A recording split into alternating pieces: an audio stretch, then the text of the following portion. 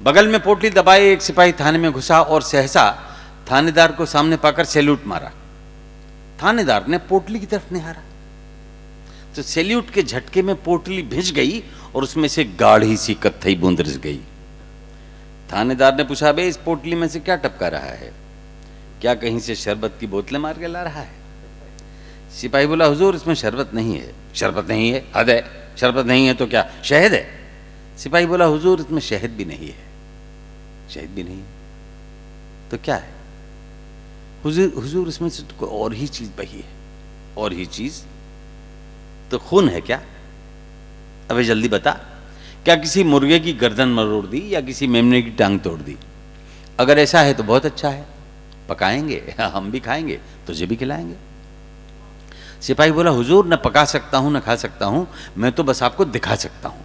तो इतना कहकर सिपाही ने वो पोटली मेज पर खोली तो देखकर थानेदार की भी आत्मा डोली, क्योंकि उस पोटली में से निकले किसी नौजवान के 2 कटे हुए हाथ। थानेदार ने पूछा, बता क्या है बात, ये क्या कलेस है? सिपाही बोला, हुजूर रेलवे लाइन एक्सीडेंट का केस है।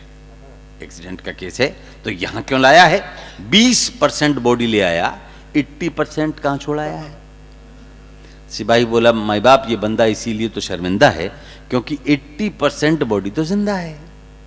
पूरी लाश होती तो यहां क्यों लाता, वहीं उसका पंचनामा न बनाता। लेकिन हुजूर गजब बहुत बड़ा हो गया, वो तो हाथ कटवा के खड़ा हो गया। रेल गुजर गई तो मैं दौड़ा, वो तो तना था मानिंदे हथौड़ा। मुझे देख के मुस्कुराने लगा और अपनी ठूठ बाहें हिला हिला के बताने लगा, ले जा ये फालतू हैं, बेकार है। ले जा ये फालतू हैं, बेकार हैं। और बुला ले, कहां पत्रकार हैं, मैं उन्हें बताऊंगा कि काट दिए। किस लिए? इसलिए कि मैंने झेला है भूख और गरीबी का एक लंबा सिलसिला। 15 साल हो गए, इन हाथों को कोई काम ही नहीं मिला। इसीलिए सोचा कि फालतू हैं, बेकार हैं, इन्हें काट दूं और इस सोए हुए जनतंत्र के आलसी पत्रकारों को लिखने के लिए प्लॉट दूं कि इन हाथों में 15 साल की रोजी रोटी की तलाश है। आदमी जिंदा है और ये उसकी तलाश की लाश है। आदमी जिंदा है, ये उसकी तलाश की लाश है। अरे उठा ले जा, कटवा के भी मैं तो जिंदा हूं, तू क्या मर गया? हुजूर इतना सुन के मैं तो डर गया। जिन्न है या भूत, मैंने किसी तरह अपने आप को साधा, हाथों को पोटली में बांधा, झटके से लाया और यहाँ चलाया। अब क्या करूं, इनकी रिपोर्ट कैसे बनाऊं, इन्हें जलाऊं या दफनाऊं? थानेदार बोला, मामला सीरियस है, पर जलाने या दफनाने में काहे की बहस है? अरे नादान, आदमी जिंदा है तो दौड़ के जा और पूछ के आ कि हिंदू है या मुसलमान। हिंदू है तो हाथों की चिता बना, मुसलमान है तो दफना। लेकिन सिपाही बोला, हुजूर अब मुझे ना भेजें और इन हाथों को अब आप ही सहेजें। थानेदार भी घबरा गया, वो कटे हाथ देख के चकरा गया। बोला, इन्हें मेडिकल कॉलेज ले जा, लड़के इनको देख के नहीं डरेंगे, इनकी चीर फाड़ करके स्टडी करेंगे। पता नहीं इसके बाद क्या हुआ, लेकिन घटना ने मन को छुआ।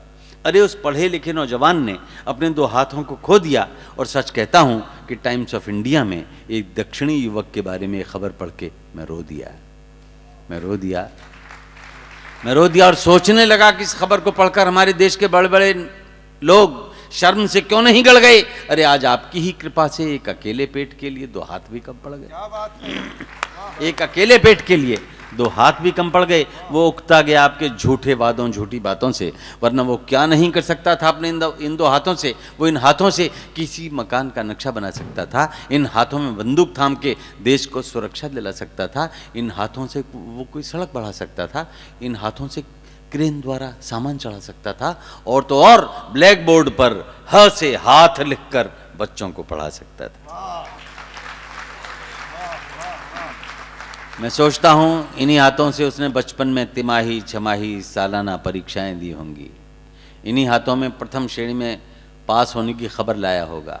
इन्हीं हाथों से उसने खुशी का लड्डू खाया होगा। इन्हीं हाथों में उसने डिग्रियां सहेजी होंगी। इन्हीं हाथों से उसने अर्जियां भेजी होंगी। और अगर काम पा जाता तो ये निपुता इन्हीं हाथों से मां के पांव भी छूता। खुशी के मौके पे इन हाथों से डपली बजाता, रोते हुए बच्चे को झुंझुना बजा के बहलाता, और किसी खास रात को दुल्हन का मुखड़ा उठाता, रोते हुए बच्चे की गाल सहलाता। लेकिन तूने तो काट लिए मेरे दोस्त, पर तू कायर नहीं है।